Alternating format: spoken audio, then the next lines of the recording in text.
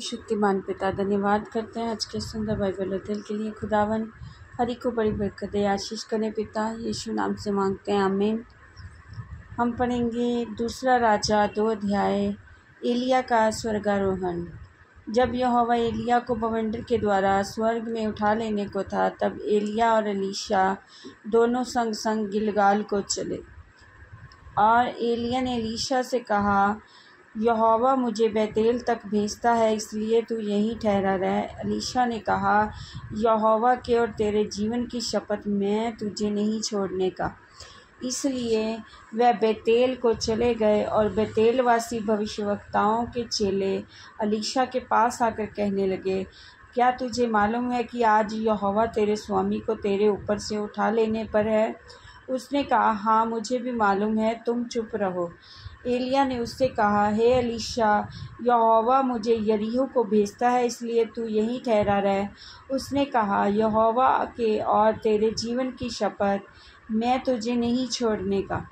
अतः यरीहो को आए। और यरीहो वासी भविष्यवक्ताओं के चेले एलीशा के पास आकर कहने लगे, क्या तुझे मालूम है कि आज यहोवा तेरे स्वामी को तेरे ऊपर से उठा लेने पर है?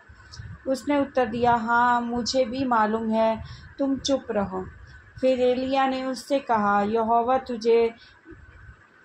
यहोवा मुझे यरदन तक भेजता है, इसलिए तू यहीं ठहरा रह। उसने कहा, यहोवा के और तेरे जीवन की शपथ, मैं तुझे नहीं छोड़ने का। अतः वे दोनों चले। और भविष्यवक्ताओं के चेलों में से 50 जन जाकर उनके सामने दूर खड़े हुए, और वे दोनों यरदन के किनारे खड़े हुए। तब एलिया ने अपनी चद्दर पकड़कर ऐंठ ली और जल पर मारा। तब वह इधर उधर 2 भाग हो गया, और वे दोनों स्थल ही स्थल पार उतर गए। और उनके पार पहुँचने पर एलिया ने एलीशा से कहा, इससे पहले कि मैं तेरे पास से उठा लिया जाऊँ, जो कुछ तू चाहे मैं तेरे लिए करूँ, वे मांग। एलीशा ने कहा, तुझ में जो आत्मा है उसका दूना भाग मुझे मिल जाए। एलिया ने कहा, तूने कठिन बात मांगी है, तो भी यदि तू मुझे उठा लिए जाने के बाद देखने पाए तो तेरे लिए ऐसा ही होगा, नहीं तो ना होगा। और वे चलते चलते बातें कर रहे थे कि अचानक एक अग्निरथ और अग्निमय घोड़ों ने उनको अलग अलग किया, और एलिया बवंडर में होकर स्वर्ग पर चढ़ गया। और उसे एलीशा देखता और पुकारता रहा, हाय मेरे पिता, हाय मेरे पिता, हाय इस्राएल के रथ और सवारों। जब वह उसको फिर देख ना पड़ा, तब उसने अपने वस्त्र पकड़े और फाड़ कर 2 भाग कर दिए। फिर उसने एलिया की चद्दर उठाई जो उस पर से गिरी थी, और वह लौट गया और यरदन के तट पर खड़ा हुआ। तब उसने एलिया की वह चद्दर जो उस पर से गिरी थी पकड़कर जल पर मारी और कहा, एलिया का परमेश्वर यहोवा कहाँ है? जब उसने जल पर मारा, तब वह इधर उधर 2 भाग हो गया और एलीशा पार हो गया। उसे देखकर भविष्यवक्ताओं के चेले जो यरीहो में उसके सामने थे कहने लगे, एलिया में जो आत्मा थी वही एलीशा पर ठहर गई है। अतः वह उससे मिलने को आए और उसके सामने भूमि पर तक झुककर दंडवत की। तब उन्होंने उससे कहा, सुन, तेरे दासों के पास 50 बलवंत पुरुष हैं, वे जाकर तेरे स्वामी को ढूंढें। संभव है कि क्या जाने यहोवा के आत्मा ने उसको उठाकर किसी पहाड़ पर या किसी तराई में डाल दिया हो। उसने कहा, मत भेजो। जब उन्होंने उसको यहाँ तक दबाया कि वह लज्जित हो गया, तब उसने कहा, भेज दो। तो उन्होंने 50 पुरुष भेज दिए, और वह उसे 3 दिन तक ढूंढते रहे, परंतु ना पाया।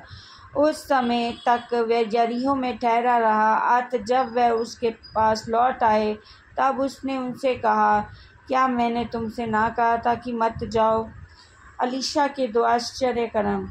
उस नगर के निवासियों ने एलीशा से कहा, देख, ये नगर मनभावने स्थान पर बसा है, जैसा मेरा प्रभु देखता है, परंतु पानी बुरा है और भूमि गर्भ गिराने वाली है। उसने कहा, एक नए प्याले में नमक डालकर मेरे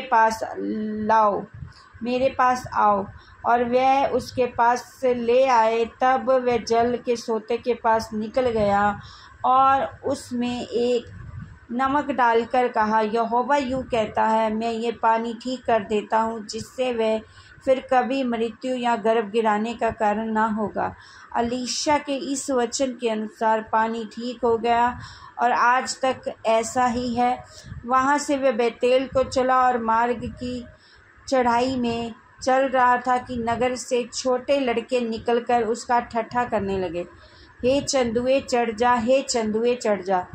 तब उसने पीछे की ओर फिर कर उन पर दृष्टि की और यहोवा के नाम से उनको श्राप दिया। तब वह जंगल में से 2 रिछनियों ने निकलकर उनमें से 42 लड़के फाड़ डाले और वहाँ से वह करमेल को गया और फिर वहाँ से शोमरोन को लौट गया।